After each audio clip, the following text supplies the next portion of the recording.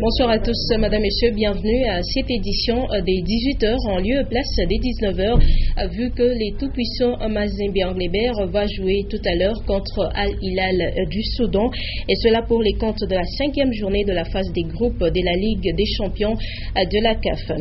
Les habitants des Pueto et autres villages environnants peuvent une fois de plus s'informer à travers la station radio Relais Pueto.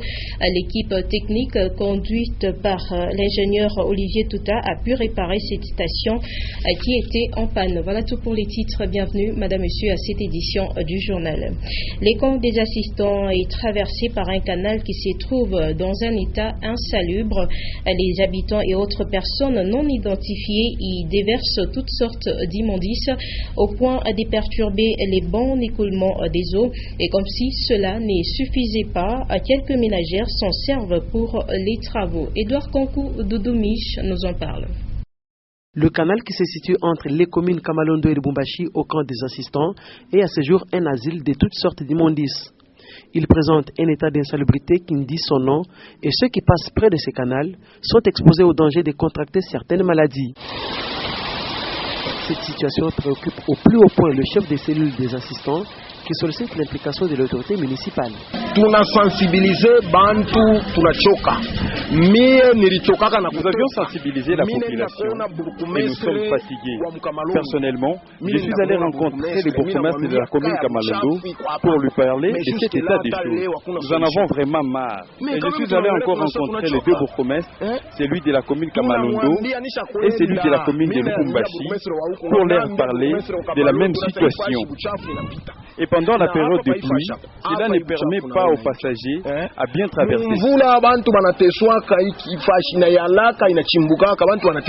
L'état insalubre de ces canals ne permet pas un bon écoulement des eaux. Et pourtant, certaines personnes utilisent cette eau pour quelques travaux ménagers, avec tous les risques de maladies liées à l'eau sale. Et c'est à chaque saison sèche que plusieurs hectares des terres partent en fumée. Ces feux des brousses, causés souvent pour des raisons de survie de l'homme, peuvent représenter aussi un danger pour les populations. Et en province, des estimations montrent que les feux des brousses dévastent en moyenne plus de 3% de la superficie. Un reportage de Diane Kassongonyota. Les feux de brousse croissent en nombre et deviennent de plus en plus fréquents. Cela peut être accidentel. C'est par exemple un feu de chauffage, une cigarette allumée jetée en pleine brousse ou encore un feu allumé pour la production du charbon de bois. Ces feux peuvent aussi être volontaires pour attraper le gibier ou un feu allumé ou un feu pour brûler les herbes et autres végétations recouvrant le terrain de culture. Au fil des jours, ces feux de brousse menacent la conservation des écosystèmes et deviennent un danger pour l'homme. Au-delà de la perte de la biodiversité, il en résulte un cortège des risques d'impact indirect des feux. C'est notamment l'extinction totale des espèces végétales, la mort des diverses espèces animales, l'érosion des sols par manque d'arbres et le bouleversement dans le changement climatique. Autant de maux qui affectent directement les populations locales et leur milieu de vie, dont une grande partie se nourrit des produits d'une agriculture vivrière traditionnelle ou d'une pêche artisanale. Malgré les enjeux liés à la gestion de ces risques majeurs, les spécialistes en environnement constatent qu'ils peuvent faire au-delà, mais les moyens techniques et humains de lutte posent encore problème. Ils estiment également que la participation de tout un chacun pour la maîtrise des feux de brousse est capitale afin d'éviter ces méfaits. Et plusieurs remèdes sont proposés dans les milieux ruraux. Il faut demander l'autorisation des responsables locaux et de l'environnement avant toute utilisation de feu pour l'agriculture et l'élevage. Dans les aires protégées, il est interdit de procéder aux cultures sur brûlis car bon nombre des paysans congolais recourent à ce genre d'agriculture avant le semis. De nombreux marchés naissent de manière informelle dans la ville de Lubumbashi et souvent à des endroits où la sécurité des vendeurs n'est pas garantie. C'est le cas au quartier Kilobé-Lobé, précisément sur la route Kamasaka. Un constat fait par Pascal Mazombo, Jean Kalinga et Karine Kabongo. Les marchands pirates ou vendeurs à la sauvette envahissent de plus en plus les abords de la route Kamasaka au quartier Kilobé-Lobé. Ces vendeurs s'exposent à des risques permanents d'accidents de circulation, particulièrement au niveau du terminus appelé arrêt-quartier. Les taxis et taxibus ont l'habitude d'y effectuer leurs manœuvres. La population vraiment n'est pas sécurisée. Vous voyez, les marchands Ils ne sont pas sécurisés, d'autant plus qu'on nous a promis qu'on va construire un marché ici. Jusque-là, ça traîne, nous ne savons pas pourquoi. Pendant que les gens sont en train maintenant de vendre ici des histoires à même le sol, c'est un danger. D'abord, c'est un arrêt de bus qui est ici, dans un courbure. Donc, ils sont en danger ici. Voilà pourquoi nous demandons en tout cas aux autorités de l'État de pouvoir bien, en tout cas, faire vite les marchés qu'on nous a promis. Nous voulons seulement voir. D'autres vendeurs qui se sont exprimés hors caméra aimeraient intégrer le marché officiel dès l'achèvement de la construction. Mais ils craignent manquer de place, car toutes sont déjà réservées. Néanmoins, le chef de quartier, lui, veut rassurer les vendeurs sur une possible solution dans les jours à venir. Makomba, c'est le nom d'un bois exploité de manière artisanale à Kamina. Ce bois est utilisé pour la charpente des maisons d'habitation et la clôture des parcelles à côté des ficelles, une activité exercée également par les femmes. Consolate Kandja, Félix Kalumbo. Parmi les activités exercées au quotidien par les habitants de Kamina et sa périphérie figure le travail du bois appelé Makomba par les autochtones. Amené de la brousse, ce bois est acheminé puis travaillé dans des sortes d'ateliers et il est utilisé pour clôturer les parcelles résidentielles.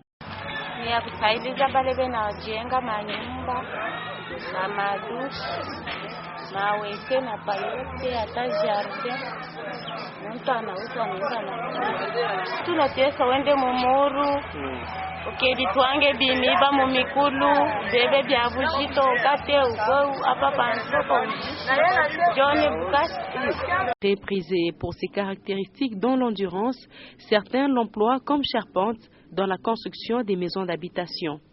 Une activité exercée aux côtés de la vente des ficelles tirées des écorces d'arbres. Pas de complexe pour ce travail, les femmes sont également nombreuses à être intéressées par cette activité aux côtés des hommes. La station radio Relais Pueto est de nouveau opérationnelle depuis la semaine dernière et cela grâce à une équipe technique qui a quitté Lubumbashi pour son dépannage, un offre de soulagement pour la population des Kilwa Pueto et autres villages environnants, et c'est l'ingénieur Olivier Touta qui a conduit cette équipe. Sylvie Moussaou a tiré Moluka. Le village Kaboulembe, situé sur l'axe Kilwa Pueto, va enfin capter les ondes de la fréquence modulée de la radio-télé Pueto. Ceci après un travail de titan abattu par les ingénieurs de Lubumbashi sous la supervision de l'ingénieur Olivier Toutaoumba, directeur général de la radio-télé Nyota. Ces dons de M. Albert et Mme Betty restent inoubliables dans les chefs de la population de la cité de Pueto et ses environs. Nous disons merci. En tout cas, notre village était devenu ennuyant sans radio. Après ce dépannage, nous nous sentons très bien. Nous disons merci à Maman Betty, à Papa Adalbert. Nous disons encore merci à tous nos techniciens qui se sont déplacés pour venir nous dépanner. Nous manquons même de l'aide. Merci pour le travail abattu. Merci pour la présence de tous ces matériels. Olivier, Madame Betty, twatotera sana pa kuleta antena pano pesa paka vile mnoko tuamisha kwa kuleta mapanu na mabateri mwabo manomba epasi pa kuleka papere mwabo kwa fati yaona ikamwatu ponena ngama kwa fati na kwa mwatu ponena wasatu wamisha twatotera sana. La radio relais de Kaboulembe a été absente sur la bande FM plusieurs mois, mais grâce à ces dépannages, la population de ces coins va à nouveau être informée. Et vous le savez peut-être, les jeunes filles et femmes loucheuses recourent de plus en plus à l'usage des ongles artificiels et souvent les matériels utilisés ne sont pas stérilisés. Cela peut avoir des répercussions sur la santé. Un reportage de Sarah Mwenda et Janine Bouchou. Les plaqueurs d'ongles artificiels sont de plus nombreux sur le marché louchois.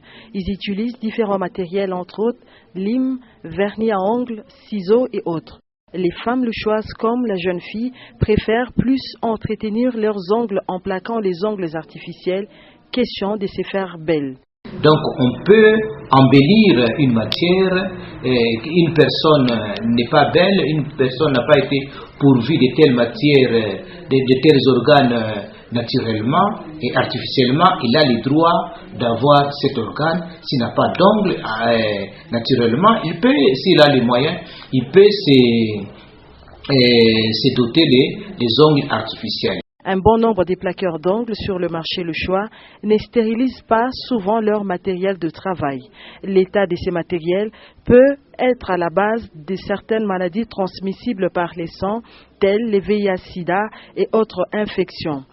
Les adhésifs qui sont connus sur le plan commercial, et les commerçants notent sur la notice la composition de ces adhésifs, et on peut savoir si ces adhésifs sont dotés d'une matière tératogène ou cancérigène ou pas. Quant à la colle utilisée par les plaqueurs d'ongles, il est encore difficile de dire, selon les chercheurs, que cela pourrait causer des maladies. Et on va parler religion. Fermée depuis décembre 2014, la paroisse catholique Reine des Apôtres peut reprendre ses activités comme dans les passés. Décision de l'archevêque de Lubumbashi, Monseigneur Jean Tafunga. C'est son délégué abbé Zéphirin qui l'a déclaré ce dimanche 23 août 2015 au cours de la messe célébrée à cette occasion à la paroisse des Kigoma. Pascal Mwangala et Félix Kalombo pour les détails. Une ambiance conforme à la rentrée des classes, voilà l'image que les chrétiens catholiques du quartier Kigoma ont reflété le matin de ce dimanche 23 août 2015.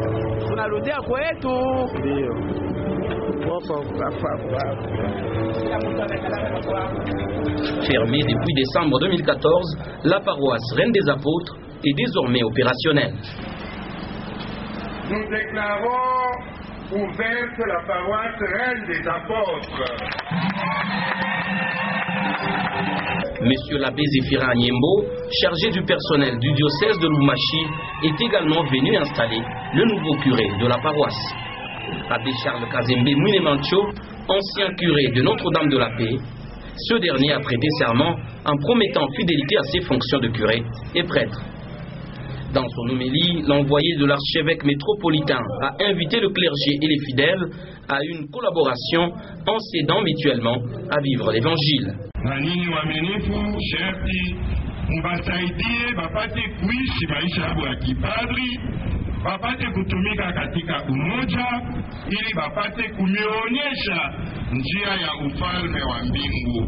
Avec son vicaire, le nouveau répondant de la paroisse a entre autres grands défis, finir les travaux de la nouvelle église pour permettre à ces nombreux paroissiens de prier dans les meilleures conditions.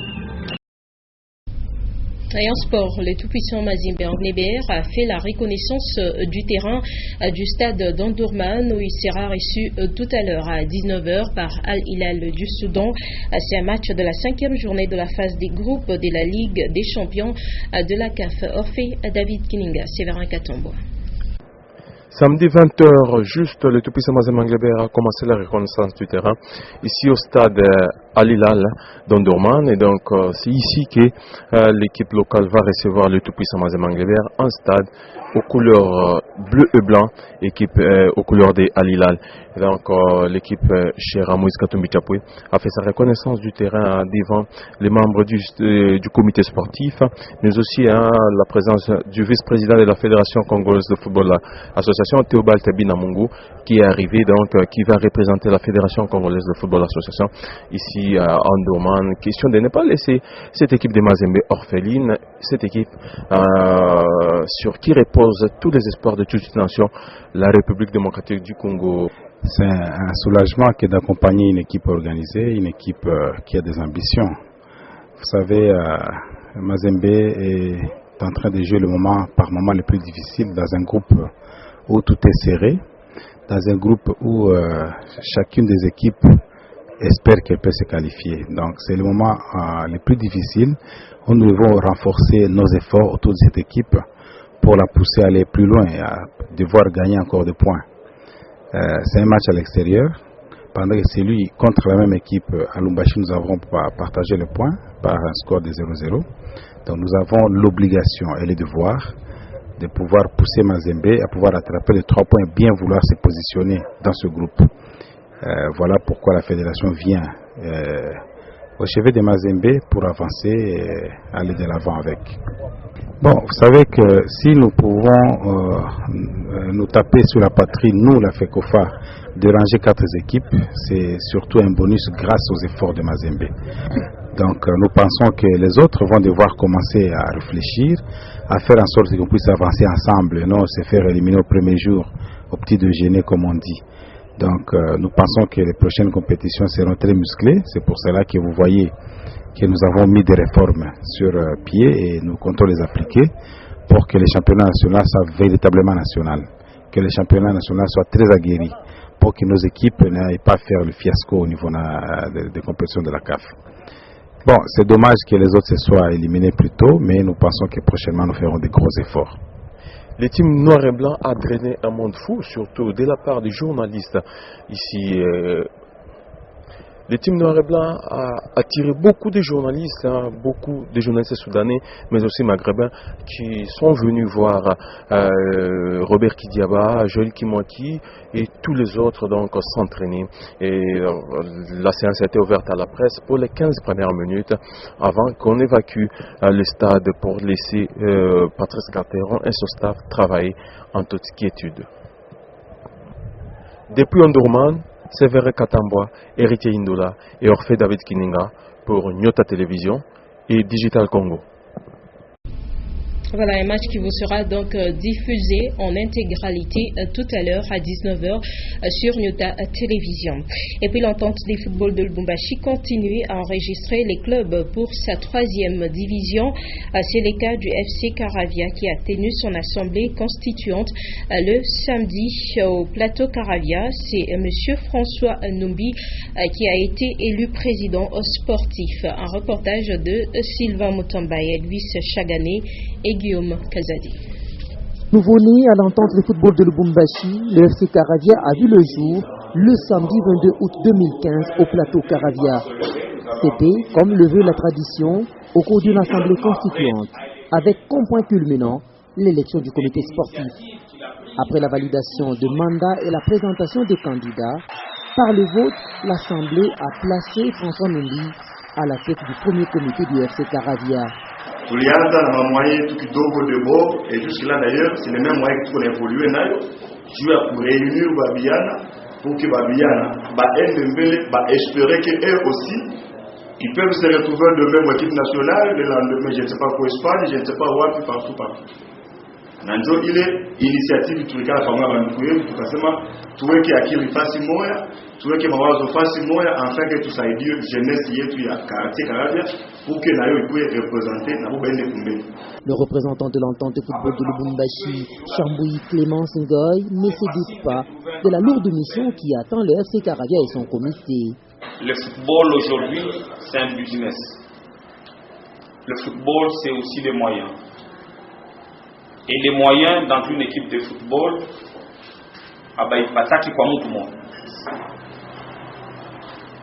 les moyens, c'est vous qui êtes là. Vous êtes un moyen humain qui va appeler les moyens financiers. Donc, usez de vos relations, usez de vos connaissances pour amener les moyens à cette équipe et pour que ces enfants se retrouvent. Au nom du comité exécutif de l'entente urbaine de football de Lubumbashi, je vous félicite tout en vous souhaitant fructueux mandat à la tête de cette équipe que vous allez encadrer. Cette saison 2015-2016, le FC Caravia va se frotter aux équipes de 3e division avant de gravir des échelons par ses propres performances. L'assemblée de ce samedi 22 août s'est terminée dans la bonne humeur avant que tout le monde se disperse. Prochain rendez-vous sur un terrain du championnat. Voilà la fin de cette édition du journal, Madame, Messieurs, qui vous a été présentée à 18h en lieu et place des 19h, vu que les tout-puissants Mazembe Anglebert va jouer tout à l'heure contre Al Hilal du Soudan, et cela pour les comptes de la 5e journée de la phase des groupes de la Ligue des champions de la CAF. Et puis les habitants des Pueto et autres villages environnants peuvent une fois de plus s'informer à travers la station radio Relais Pueto. L'équipe technique conduite par l'ingénieur Olivier Touta a pu réparer cette station qui était en panne. Merci à vous de nous avoir suivis. Très bonne suite de programme sur Nyota Télévision.